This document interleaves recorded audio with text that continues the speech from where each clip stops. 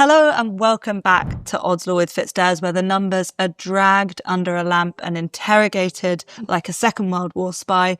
You may have noticed an old favourite returning to the sofa. Henry Beesley, welcome to the show. Thanks for having me back, Lola. Obviously not had to travel too far to get back on the sofa, but I'm happy to be back. Got a pretty special episode lined up, haven't we? We certainly do. That's a clue. The special one, the special episode. Very I like good.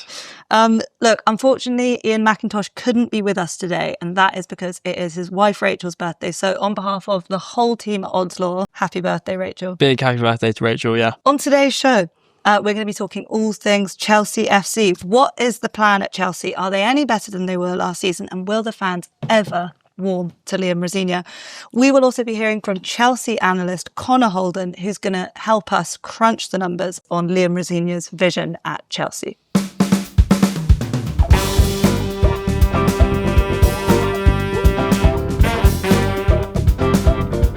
Okay, Henry. It's tradition on Odds Law to play. Well, we play a variety of different games at the top of the show. Today, I've changed up the script a bit. And I'm going to ask you, if this weekend of Premier League football was a movie, what would it be? This is tough because, as you know, Lola, I don't really do films. Not a movie buff. I'm not really a big movie guy. But I say from a Chelsea perspective, it would have been some sort of horror movie. Saw. It really couldn't. Human Centipede. Nope. It really couldn't have gone much worse. Obviously, dropping 2 points at home to Burnley, and then Champions League chasing rivals Liverpool gaining 2 points in stoppage time. It was a pretty brutal 4-point swing there this weekend. Yeah, I think if I was to choose a film, it'd have to be a heist film. Okay. Something like Smash and grab. Yeah. I was thinking something like Ocean's 11, you know. Okay. That makes it sound like it was an elaborate heist. It wasn't. It was a complete farce. But today is not about Liverpool, listeners. Today is all about Chelsea Football Club. And that is why Henry is here, and that is why Connor is here. So let's start with the Burnley game. I mean, I know from personal experience the pain of dropping points at home to one of the newly promoted sides. Chelsea have now done that in back-to-back games. Yeah. Take me through the weekend and how you're feeling as that game unfolded. I think what's quite frustrating for Chelsea fans is that it seems to be the same issues, right? That continue, the same mistakes that we continue to keep making. Very similar to the Leeds game in midweek. 2-0 up, absolutely cruising, and then just moments of madness that are proving so costly. I mean, the game on Saturday, I mean, Chelsea obviously get the early goal through João Pedro. It's not particularly exciting. They're not sort of slamming on the door for a second, but they were never in any sort of danger of conceding. Obviously, then we get the moment of madness from Fofana and the red card, and that completely flips the game on its head. And this team has proven this year that they're not particularly good at dealing with adversity. I know we're going to talk about some of the red cards later on, but yeah, it seems to be a huge weakness in the side at the moment. They don't seem to be able to kind of cope with adversity. Yeah, I think in lots of ways, and you can tell me if I'm wrong, but in lots of ways the Burnley game feels like a bit of a microcosm for Chelsea's season and also Chelsea in the last few years. Yeah. And I think one of the things that I know has frustrated you, because we've talked about it a lot, is the kind of youthful naivety of this Chelsea team. And, you know, they've had 8 red cards this season across all comps, 9 if you count Maresca being sent off against Liverpool. But yeah, that's definitely a league high. And I think that's the highest Chelsea have had for a good few years, and we've still got 11 games to go. So that is that youth and that inability, as you say, to ride out adversity, that's really costing Chelsea. Yeah, I think that's a bit of a get out of jail though at times, the sort of youth argument. We keep hearing sort of brief from the club, if you're good enough, you're old enough, that kind of thing. But Fofana this weekend, I mean, he's 25, he's been around long enough, he's played in the Premier League for long enough to know much better than sort of go diving into a tackle, a needless tackle when you're on a yellow card already. So I don't really want to sort of give the free pass of the sort of youthful inexperience. Fundamentally, these guys just have to know better. And yeah, it's incredibly frustrating, and it has just been so costly, the red cards and mistakes. Some teams can kind of get away with it, but we haven't been able to this season. Though obviously with Chelsea, for us, for our generation, we think of John Terry, Didier Drogba, Lampard, Ballack, like all these really senior, high-profile figures in the dressing room. Like, I think you're right, by the way, to not excuse, these are professionals, so some of the decisions that they make, rightly can be called into question. But do you think there's a lack of leadership in the dressing room, and there's a lack of authority of someone who's actually able to say, look, Wesley, in the case of the weekend, this is unacceptable? Until Chelsea win something significant, more significant than the Club World Cup, this is something that, we're going to keep getting asked about. Is there enough leadership in the dressing room? Reece James, obviously the club captain, from what you read and what you hear, he's not that kind of Terry type figure who's going to be screaming at you and in the penalty box setting up for a corner, that kind of thing. He does things slightly differently, but I don't know, like, fundamentally there's some really experienced players in there. They might be young, but you look at the likes of Enzo Fernandez. I think Caicedo's a leader in a sort of slightly different way. Reece James, obviously, as we mentioned. So yeah, again, it just feels a bit of an easy way out to say, lack of leadership, lack of ownership. I think fundamentally these guys just got to do their job. Do your job better than what they're doing at the moment. One of the leaders that you mentioned, Moises Caicedo, obviously got a rash red card in one of your biggest home games of the season. So there's obviously something there. I think actually that segues us on quite nicely to talking about Liam Rosenior, who is the man in charge at the moment. And he's not, he's not got loads of top level experience. No. He's managing at the sister club, Strasbourg, and he's been parachuted in. Do you think that's part of what kind of fuels the doubt in the fan base? I mean, we'll get on to talking about Rosenior in more detail, but do you think that's part of why people are so hesitant about him, because he doesn't have that authority and that leadership quality? As Chelsea fans, we kind of have to accept now the club's never going to go after a Mourinho, a Thomas Tuchel, Ancelotti, a Conte, that kind of character. The manager almost mirrors the players that they've brought in. Young, relatively inexperienced at the top level, crucially on lower wages, probably than many of their predecessors. So I think whilst, I wouldn't say I was underwhelmed by the appointment of Rosenior, I was prepared for it in the sense that I don't think fans were necessarily expecting the kind of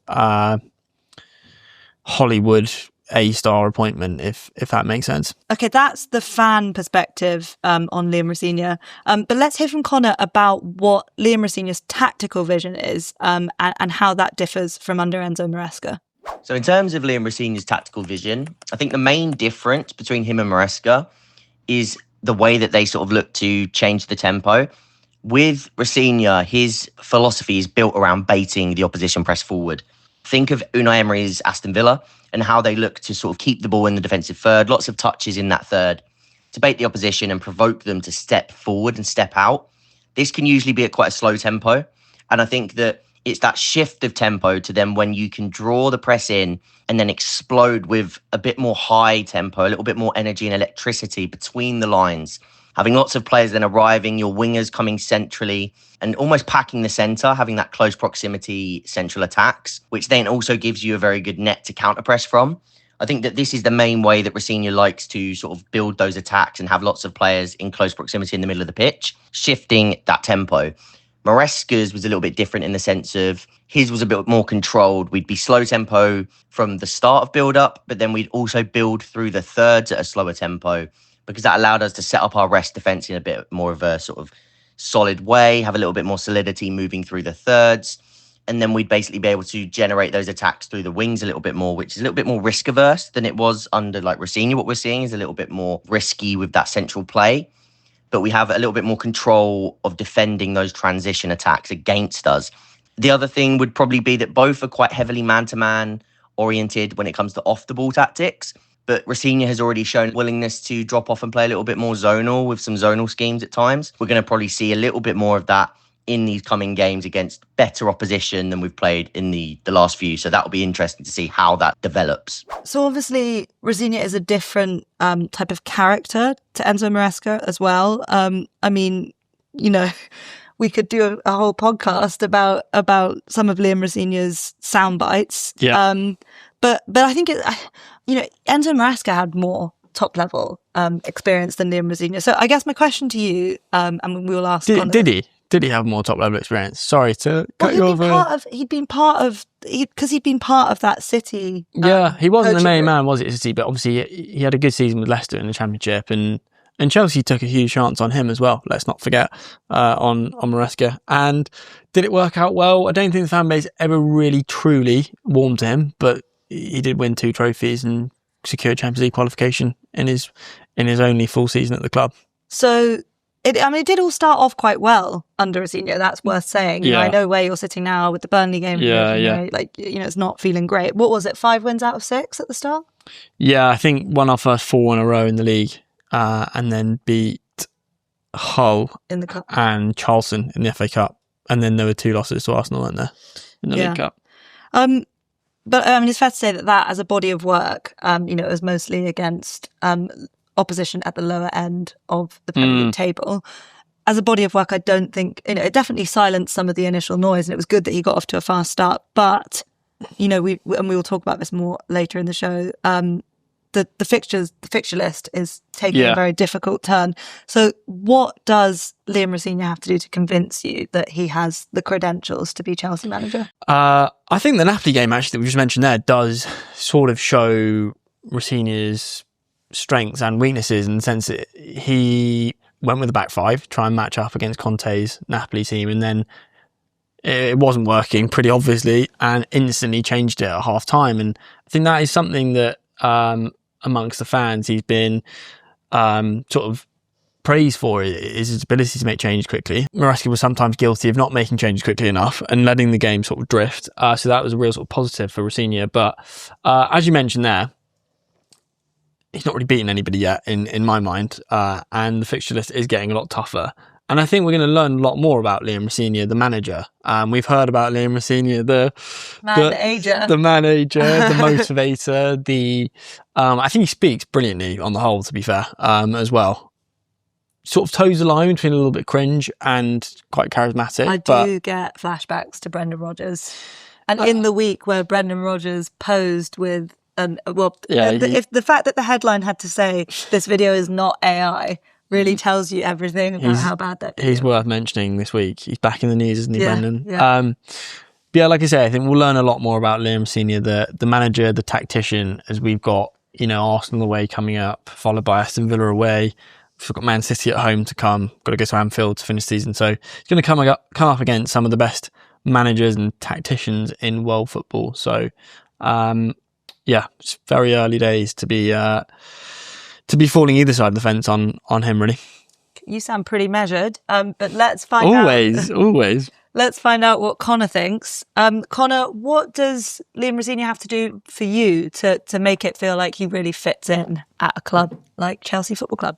Brilliant question, because his interesting media approach, some would say right now, is being compared to someone like Graham Potter, who a lot of fans didn't think was up to the job. I actually think that Rosenior is doing a good job in terms of how he's dealing with the media. I think he's saying the right things. I think he's trying to connect with the fans through the right sort of comments about what it means to be Chelsea and to bring that winning mentality back to the team. I don't think he's saying anything wrong in that sense. Of course, he's had a few quotes which have been taken out of context and put into memes online and things like that, which doesn't help in terms of being the brunt of the joke.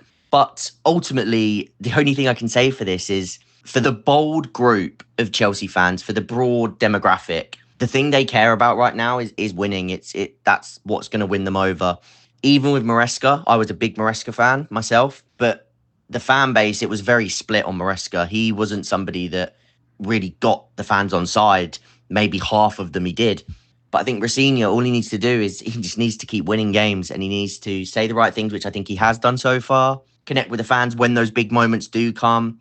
That's all part of it. And I think especially for the match-going fans to be singing his name. But ultimately, the only answer I can really give to this is to win, because I think that when it comes to the broad Chelsea fan base, I think that would be the answer that they tell you: win games. Okay, we're going to a break now, and when we come back, we are going to talk about Chelsea's daunting fixture list and the bigger picture around what Blueco's strategy is at the club. Look, if you're here, you like sport. And if you like sport, you've definitely had a moment where you think, you know what, I fancy a bet. That might even have happened to you while you've been listening to this show. Now, You could do it the dull way, silently poking away at an app all by yourself like you're ordering a taxi. And sure, we do have an app. What if I told you there's an even better way? Like, the good old days. You could be living in them right now. Call Fitstairs, speak to a real person, have a quick chat, and get your bet on like a civilised human being. Phone if you like talking, text if you don't. We're very accommodating. It's 020 7851 5407 or 07492 882 213. Friendly brokers, absolutely no robots, over 18, and please gamble responsibly. Henry, you primed me for this Chelsea fixture list. Back at a time when it was too painful for me to even look at the Barclays Premier League table, you were saying, don't worry, Chelsea's fixtures get very difficult as we go from March into April. Just to run through, this Sunday, obviously, 4:30 p.m, it's Arsenal away. Then on the Wednesday, Aston Villa away. And then you've got the FA Cup game in between. And then it's Newcastle at home on Saturday, the 14th of March. Sandwiched in there, you've got a Champions League round of 16 game. And then on the Saturday, it's Everton away. And then the second leg of that Champions League round of 16 game. And then the following Saturday, it's Man City. We have, on the back of a napkin / random pieces of scrap paper, tried to predict how many points Chelsea are going to get through that run. Let me start by asking, what's your best case scenario looking through that? I think Chelsea need a statement win out of there, and that means either going to Arsenal and winning, which is incredibly unlikely given recent record against them, notwithstanding current situations in league form, etc. Aston Villa away would be another statement win. They've got a fantastic home record. Then I suppose looking at the Man City game into April, Man City at home, and Chelsea haven't beaten Man City in any competition since that Champions League final of 2021. So it does look pretty daunting, and it's going to be a case of sort of trying to get through this tough patch unscathed. But I'm sure we'll talk about this later in the show.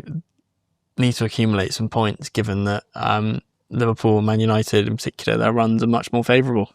I think it's really interesting. It's a really interesting comparison between the three teams of Man United, Liverpool and Chelsea, because actually, and this pains me to say it really, on paper there's very little between the starting 11s. Yeah. And then when the squad comes into it, at the moment, because United are playing once a week, in some ways that makes their squad bigger because they've got more options, match fit players. But and Chelsea, again, like they do have options, but how many quality options they have. And then Liverpool, what we have, and this is different to Man United and to Chelsea, is that muscle memory with those senior players. So obviously Chelsea this season have not fielded a player over the age of 28 all season. You've got the youngest squad in the Premier League. We know that that's a deliberate move from Todd Boehly and co. But looking at a run like this, how much would you want to have a Virgil van Dijk or a Mo Salah or a Bruno Fernandes in your dressing room? Yeah, I think the main issue that I've sort of had with the younger team per se, as well, is just the constant rotation, and Chelsea just don't seem to be able to find a settled back four. I mean, Rosenior has not fielded the same back four in any of his Premier League games, I believe. He's been unlucky with injuries. Yeah, injuries, suspensions. Fofana's not going to start on Sunday, so it's another change coming. And then you're looking at the likes of probably Tosin's likely to start.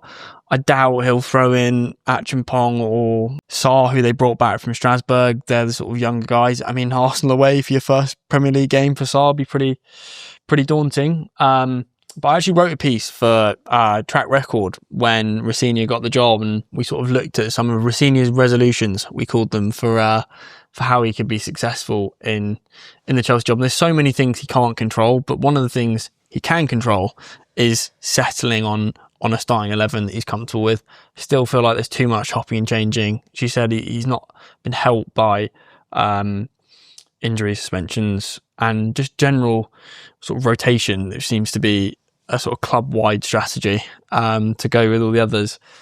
But yeah, I think he needs to sort of settle on his 11 that you trust for this run in, because and if they're not good enough, they're not good enough. But that's what the majority of the fans want to see. Let's look at the Burnley game in a little bit more detail. because I do think it ties in with this discipline issue. Yeah.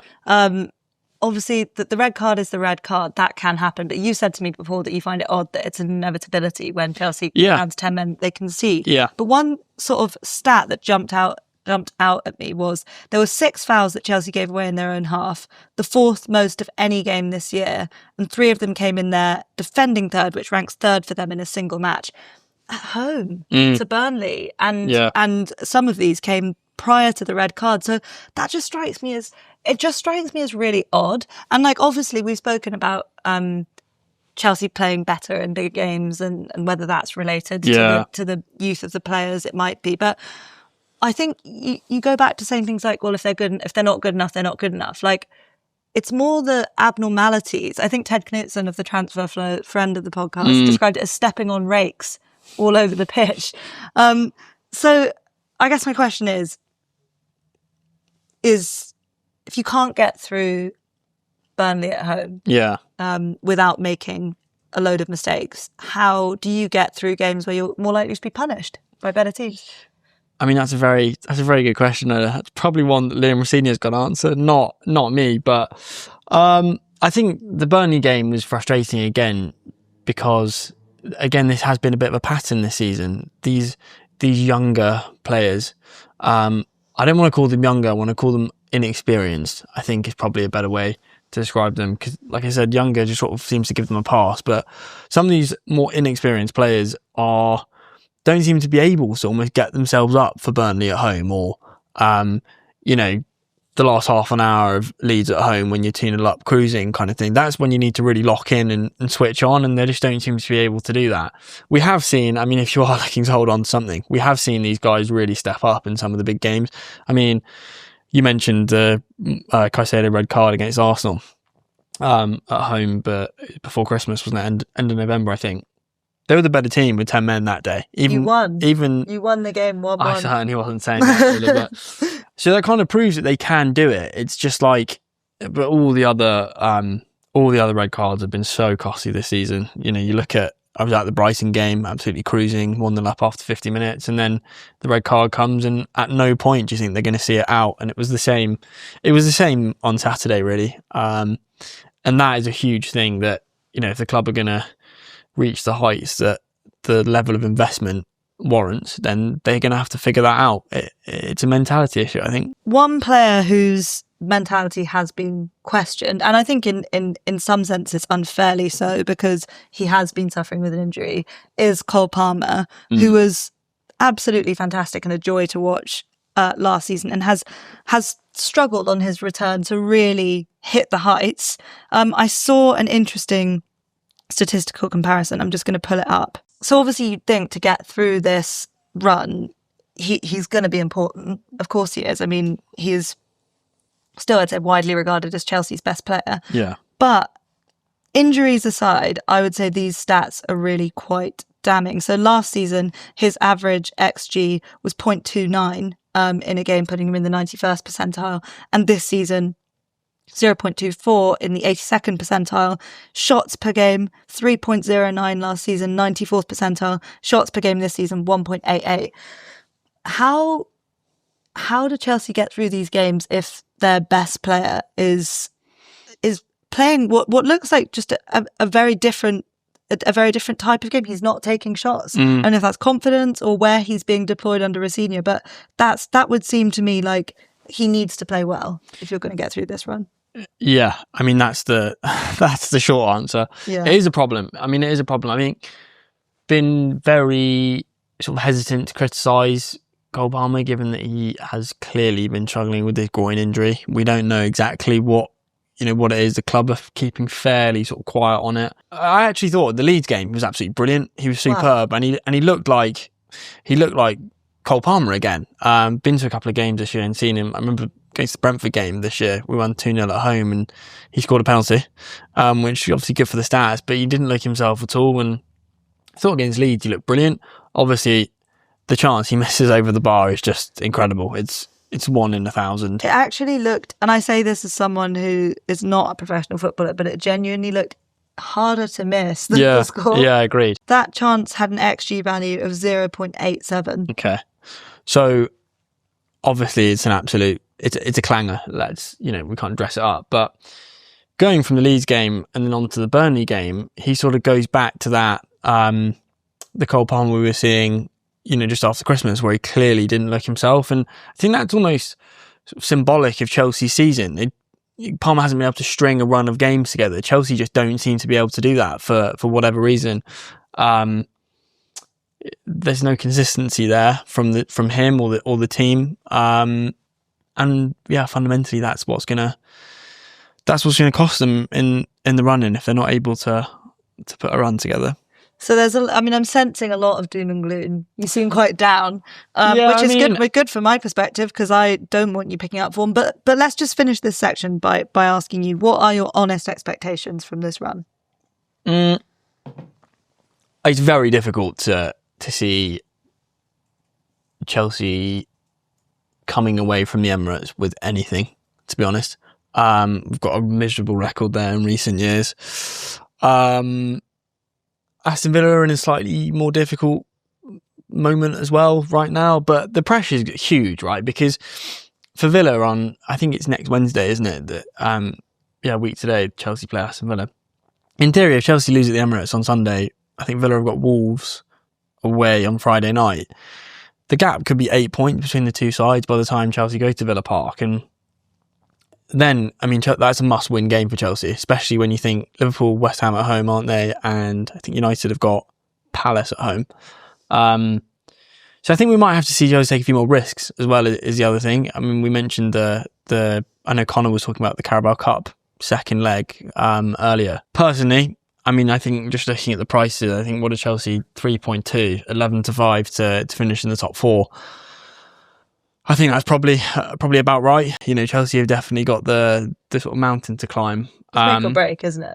Yeah, absolutely. And then I suppose it's like, we talked a lot about Rosenior, already in the show. What kind of happens to him if Chelsea do kind of limp to a 6th or 7th place finish? I don't know. That certainly would then sort of cast a bit of doubt over him as well, I think, as crazy as that sounds. Okay, negative vibes from Henry. I'm trying to be positive. I just prefer to be realistic, Lola, Let's hear from Connor now. Connor, what are your expectations going through this run, and where do you see things for Chelsea between now and the end of the season? The run coming up is very daunting indeed. The next run of 11 Premier League games that we've got probably needs 7 odd to be wins to be reaching that sort of top 5, top 4 spot, because that would get us to 66 points.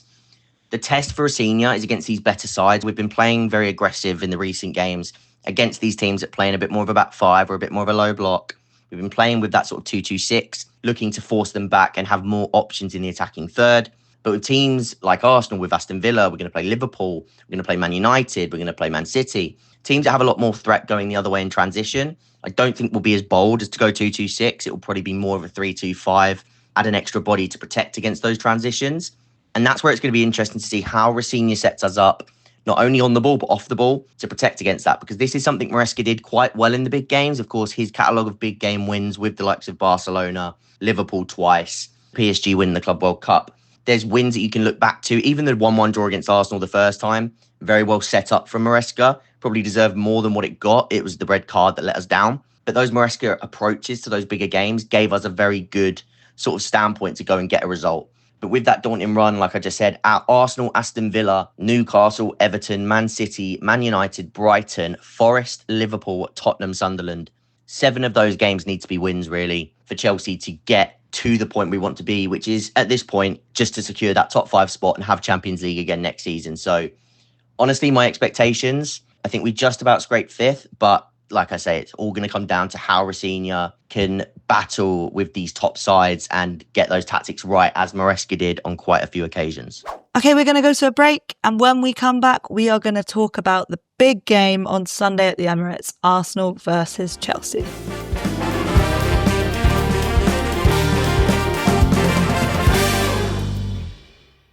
Henry, I speak as somebody who lives irritatingly close to the Emirates Stadium, and I always seem to find a way of mentioning this on podcasts, but I think it just shows how deeply ingrained it is in my psyche.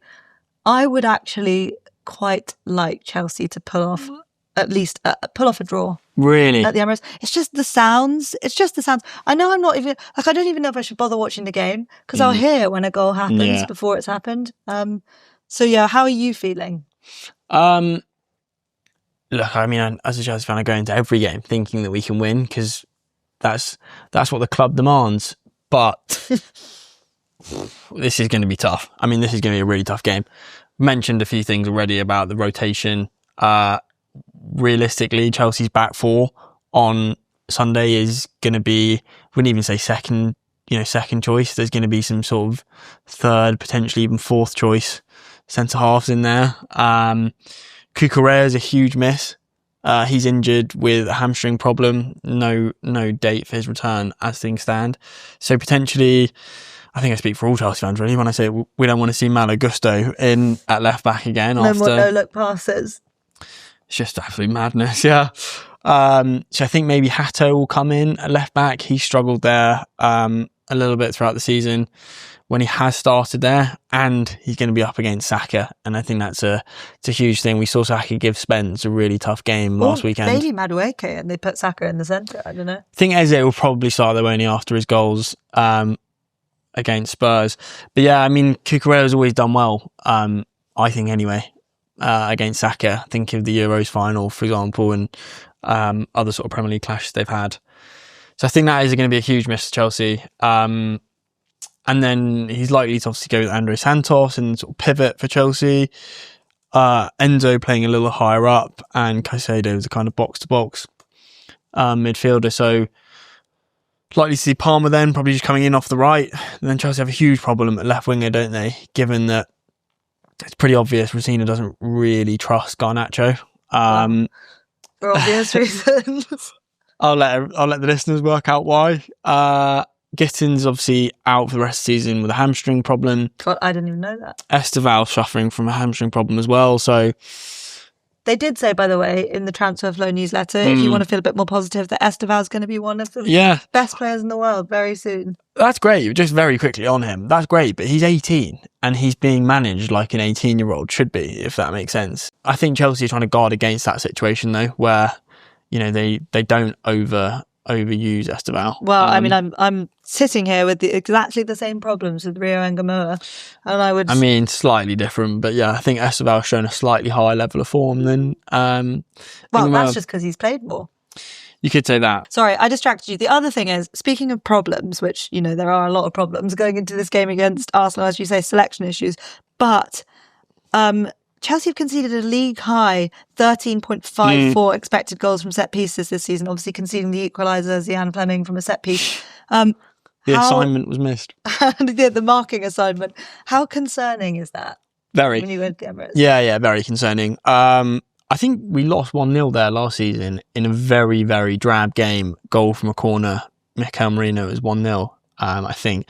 And then if you go to the League Cup first leg at Stamford Bridge, conceded early from a corner, it is a concern, especially when you're missing the height of Wesley Fofana in there as well. It's going to be tough, and there's no better team than Arsenal from dead ball situations. I thought you were going to say there's no better team than Arsenal, and I was rolling my eyes. But it is true, they are very good from set pieces. Yeah, as we know, and I think if Chelsea are to get anything from the game, they're going to need Rob Sanchez to play very, very well. We've seen he's capable of having these amazing games. PSG, for example, in the Club World Cup final was a great example. He's done well, actually, generally all season, bar the odd mistake. But yeah, I think they're going to need him to come up big on Sunday and really sort of command the box from those set-piece situations. There was a lot of talk off the back of your last visit to the Emirates in the second leg of that Carabao Cup game. It was a very feisty game, from what I could see. So it should be. It's a London derby. But there was criticism from Chelsea fans about, not really taking the game to Arsenal. Were you happy with that setup? Can you see them kind of going for something similar again? No, I don't think it will be quite as pragmatic because, like I say, I don't think Chelsea can afford to. I mean, even if we come out, Sunday with a point, I still think there's going to be a gap. The gap's going to get bigger between us and Man United, Aston Villa, and Liverpool this weekend. So I think they will be a little bit more aggressive, but I'm not expecting, gung-ho, because if it does become an end-to-end game, I think there's only one winner, and it will not be Chelsea. For all that Arsenal are pragmatic and solid and difficult to break down, they've obviously still got some players that can do a lot of damage at the top end of the pitch. I mean, Victor Gyökeres looks like he's coming to a bit of form after the Spurs game. Saka, I thought, was really good as well the weekend, and Eze, obviously. One way of looking at the Gyökeres thing, by the way, is going back a long time, actually, on a former version of this podcast, Ted Knutson said about Victor Gyökeres, he will farm goals against lower that's exactly teams in the Premier League, and that's exactly what Tottenham are. Yeah. And that's not what Chelsea are. I think 9 of his 10 Premier League goals have come against either newly promoted sides or Spurs. And then I think the other one's against Everton, maybe. Which is actually not even necessarily a criticism of Arsenal's strategy, because they needed to take the points in those games, and that's what they've done. Like I say, he's going to occupy Chalobah and whoever the other centre half is, and bring the other guys into play potentially as well. It's going to be a difficult afternoon for Chelsea, and if we are to get anything out of the game, it's going to have to be a really, really solid showing from the back five, including the keeper. Right, let's go to tactics man Connor. Connor, how do you think Chelsea are going to set up this weekend against Arsenal? And what would you like to see that was maybe different from that Carabao Cup performance? In terms of how we'll set up against Arsenal, I think we will see a bit of a mixture between the two games that we saw in the Carabao Cup games, actually. The first game was a lot more man-to-man. It was very aggressive. Again, that started from a 0-0 standpoint in terms of aggregate. We were very aggressive and we tried to go all out. We had Fofana following Ødegaard all over the pitch, which was sometimes in his own half. Sometimes Fofana would be the furthest Chelsea player forward because of how aggressive we were. In that second game, it was a lot more zonal, a bit more of a passive approach. We were basically waiting for the first 60 minutes. We were down by a goal, of course, and then looking to get Esteval and Palmer on into the game to try and make a difference and essentially turn the tie on its head. That didn't work out in the end, but it could have done, and that was the risk that they took. I think in this game, we see something similar to a bit of both. We have maybe a bit of a hybrid press where we're a bit more passive to begin with because we are away at the Emirates and we've got such a hard run of fixtures coming that any points are big points to gather. So I don't think we'll be looking to go out all aggressive and get blown away from the get-go. I think we'll see a midfield 3, Caicedo, Santos and Enzo, whether that's Enzo on the left or in the 10. I think that either way, it will give us that little bit more solidity to match up with Arsenal's midfield 3 and then gives you the chance to go man-to-man from that more zonal block. In this game, we should have Palmer and Pedro Neto, which maybe gives us a little bit more than we had in that second game, especially to hit Arsenal when we do come from that sort of zonal approach and hit them a little bit more in transition with someone like Pedro Neto who can attack that free space and then Palmer who can sort of guide those transitions. So gives us a little bit more threat from within that block. And I think that that's why we're going to see a bit of a mixture between the two games in this one at the weekend. Right, Henry, before we go today, we are going to have to talk about the race for Champions League. Yeah. We've obviously got top 4 odds here, so I'll just rattle through. I think Arsenal and City we almost don't need to consider because they're nailed on really. But United, 15-8 on, Aston Villa 7-4 on, Liverpool 5-4 on, and Chelsea 11-5. So there's already a bit of a gap opening up there in the prices. Worth also pointing out Chelsea 5-1, joint 4th favourite I think for the FA Cup with Liverpool, and 18-1 for the Champions League. So before we get specific on the Champions League, what's a successful end to the season for Chelsea? What passes for success? It's a good question. I'm full of good questions. Yeah, you're really putting me on the spot here. Well, look, the club talk about qualifying for the Champions League as the be-all and end-all. So, I mean, I really personally don't think it's a big ask to expect the team to finish 5th. Finished 4th last year. We want to see a bit of improvement. We've accepted that's not going to happen. So I still think Champions League qualification is necessary for all of the benefits that brings, not just financially, the quality of players that you can attract, etc., etc. And also, I mean, maybe I'm getting greedy, but Chelsea need to win a domestic cup, and they haven't won a domestic cup since 2018, which is staggering. I mean, you actually probably will know all about that, Lola, because your team have done Chelsea in a couple of finals, I think. Actually, we don't have to talk about it if you don't want to. Won on this day 2 years ago. Oh, That was a lovely day. Yeah. And I did send you a lovely picture afterwards. Yeah, that didn't go down very well. But yeah, I mean, an FA Cup and 5th, I think, would completely switch the narrative and would turn things around and say, actually, that was a really successful season for Chelsea. If you didn't manage to make it into the Champions League places, so from 4th or 5th place, would a Champions League semi-final, for argument's sake, and an FA Cup final that you lost both of be enough? Personally, I don't think so, no. Because I think, I don't want to dwell too much on the sort of ownership and the model. I know this has been touched on in previous podcasts that, we've done together and you've been on. But if, let's just say hypothetically, Chelsea don't finish in the Champions League places this year, that would be 1 out of 4. Yeah.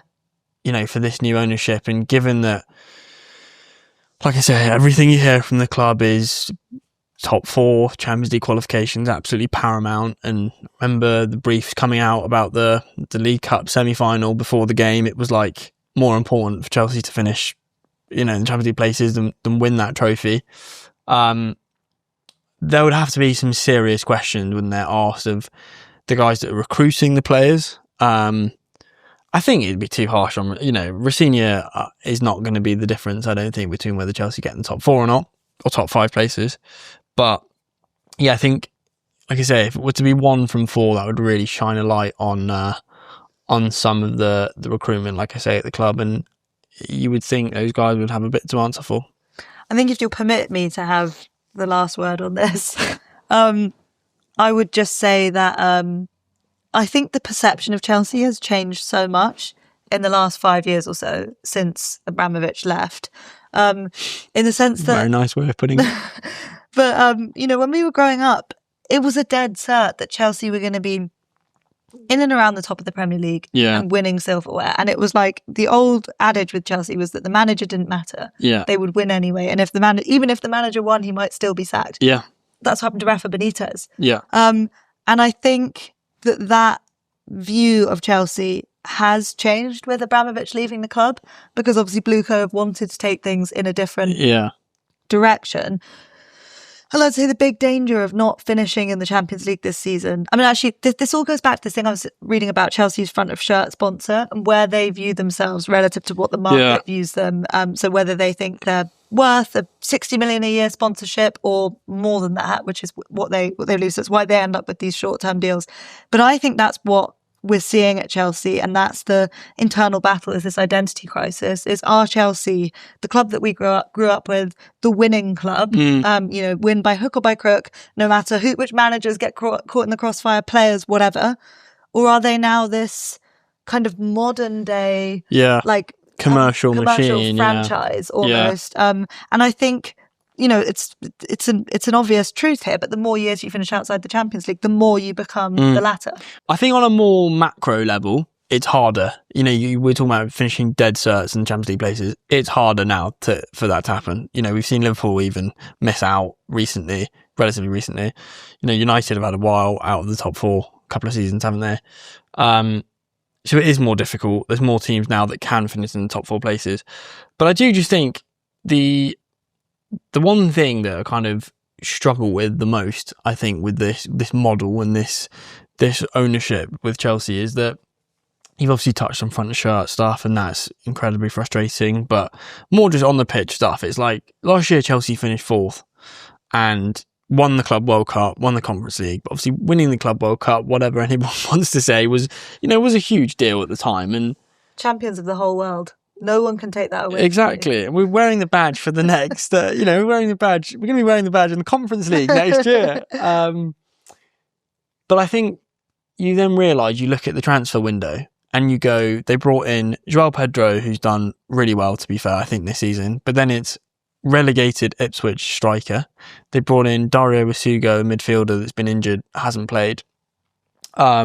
And they brought in Man United's worst winger, who they, couldn't wait to get rid of. And it seemed like we were the only ones that wanted him. It's like, it talks about the importance of qualifying for the Champions League. The whole idea is you're also able to attract better players. And if Chelsea aren't going to sort of change this approach of the player trading model and sort of rather than prioritising the issues on the pitch, then I'm honestly quite apathetic about whether Chelsea are in those Champions League places, and it might be the wake-up call that the club needs. That's a sad, sad place to be. And that I think it's quite a measured approach, though. No, to be fair, I think you are measured. There's not too much emotion in it. I think apathy as a football fan is maybe one of the most evil emotions that you can have. But look, that's all for today. That's been your Odds Law.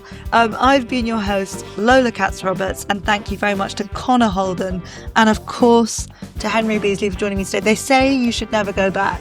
But this sort of feels like when Mourinho came back to Chelsea. I think you probably quite enjoyed hearing me down in the dumps about my football club Lola as well, to be fair. I think I'm just glad you came today. Otherwise, I would have been Billy No Mates. I would have had to do the podcast by myself. So look, hope you enjoyed it, and we will see you next week.